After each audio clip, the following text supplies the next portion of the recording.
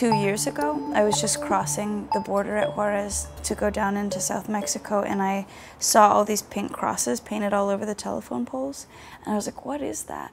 And I didn't know anything about it, and as I started to learn more about it, I decided that I would make an installation on the subject.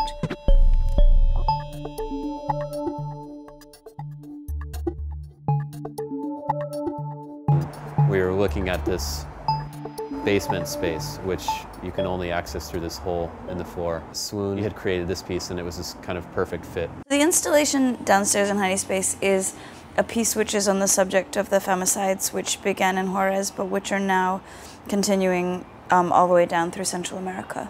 And the piece is a portrait of a young woman named Silvia Elena, who was actually one of the first women to be killed. And then also the audio is the voice of her mother, Ramona, speaking about her.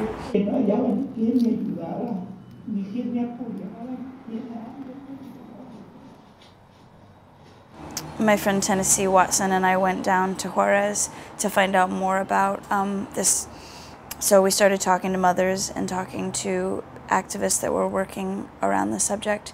Why was it that we didn't know very much about it, and how is it that it's been going on for this long, and that it's so brutal and awful and so close?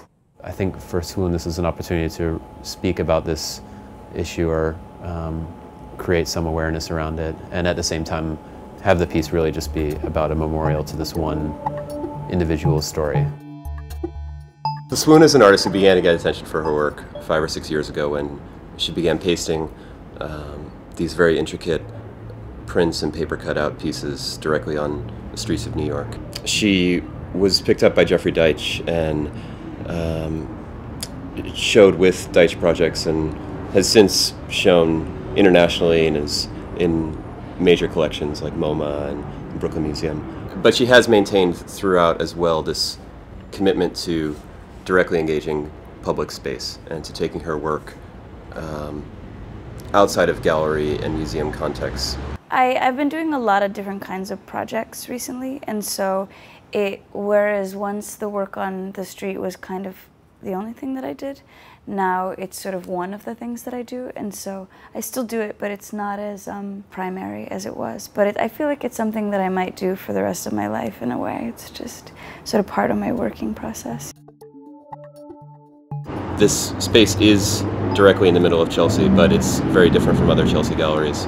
I came up with this idea of just basically it being an unmonitored gallery. I'll open the doors in the morning, I'll close them at the end of the day, but designing each installation such that the space can be completely open to the public, but no one has to be physically sitting in there. I like the fact that the only way to see the piece is to go down into that space, and so it almost involves this degree of like getting outside of your own comfort zone, and then it becomes this really, again, unusual experience in the midst of Chelsea.